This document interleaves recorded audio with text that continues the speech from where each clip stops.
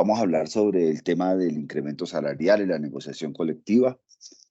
Estuvimos el jueves en el inicio realmente formal ya de la negociación colectiva.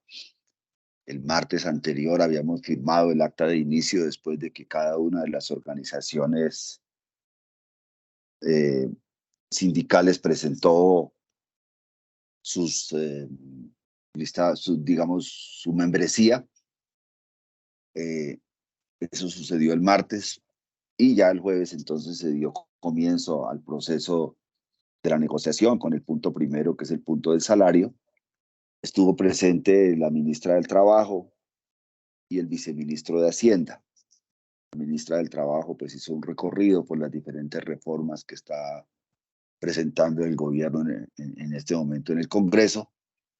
Y el viceministro de Hacienda planteó algunos aspectos generales sobre el tema del incremento salarial, pero no dio una cifra. Hizo como un análisis de la coyuntura económica, dice que entramos en una etapa de desaceleración económica, que vamos a tener un crecimiento muy bajo, diferentes análisis lo ubican alrededor del 1%. Habla también pues, de la situación internacional, la recesión no es solo en Colombia, sino es mundial.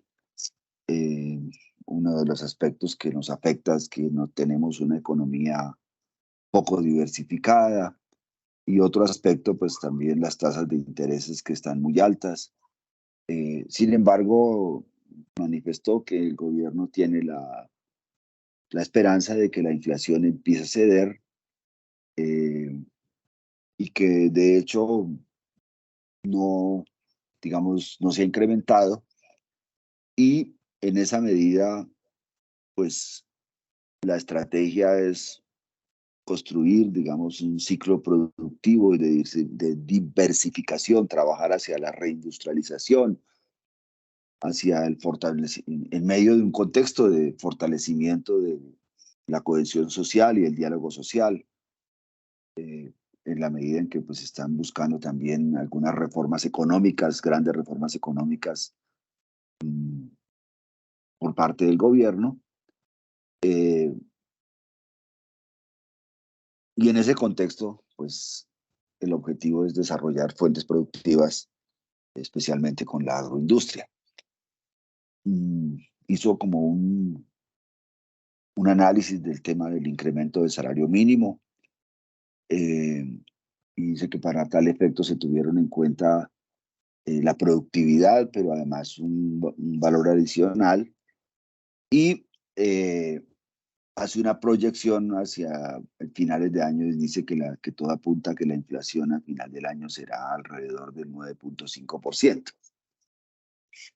Entonces, en un momento dado dijo, bueno, pues entre el 3,1 de inflación que tuvimos y el 9 que se plantea para este año, entonces un 13 sería como, traería un incremento real del 4%. Pues esto nos dejó preocupados porque no dio una cifra, simplemente hizo sus análisis. Eh, Plantea pues todo el tema del petróleo, que pues tenían proyectado una economía con un petróleo a $94 y ya está en 84. Sé que es muy difícil manejar este tema porque no se controla y que está sujeto pues, a las fluctuaciones de orden internacionales, y en esa medida pues eso afecta el presupuesto, el cual pues debe ser manejado de manera eficiente. De todas maneras, el gobierno dice que su prioridad pues es el gasto social, llegar a los sectores más pobres, y que en ese contexto pues la reforma fiscal precisamente es un proceso que busca apuntalar precisamente los recursos para lograr poder avanzar en las reformas sociales. De otra manera, pues no lo hubieran podido hacer, ¿sí?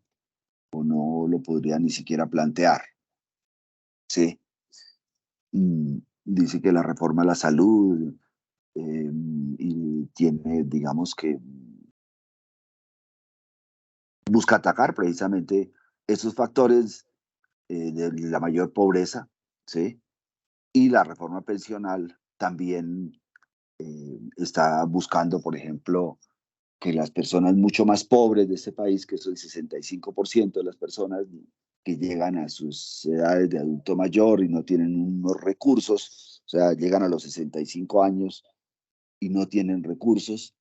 Entonces, esto tiene, pues hay unos pilares, que es el pilar solidarios, donde prácticamente este costo que está proyectado está alrededor de unos 6 billones de pesos para poder llegar a estas personas pues que están llegando a su mayoría de edad sin ningún tipo de factor pues de pensión, de ingresos, lo que hace pues que su situación de vejez sea supremamente precaria.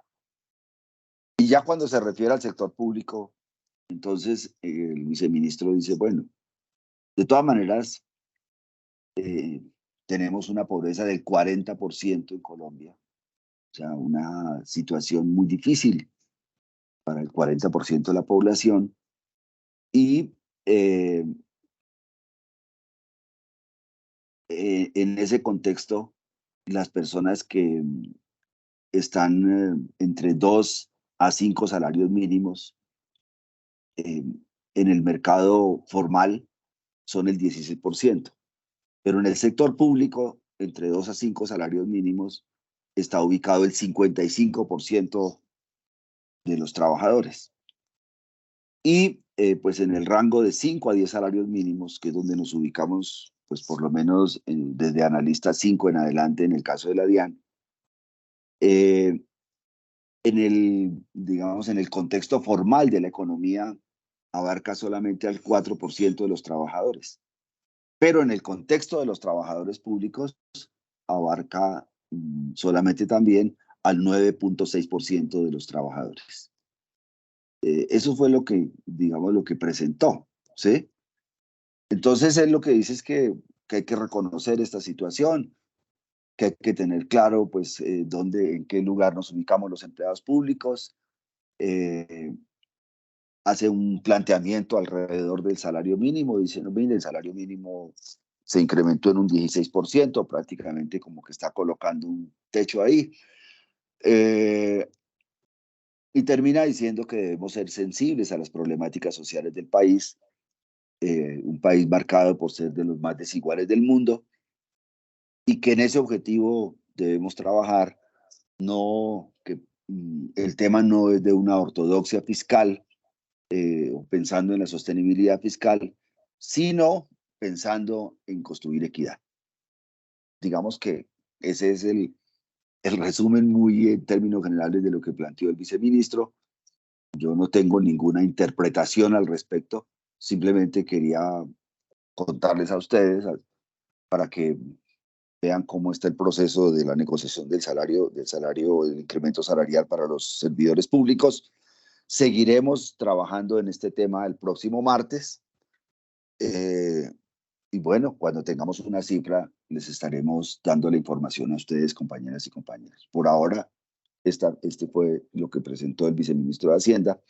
No tengo más que informar al respecto.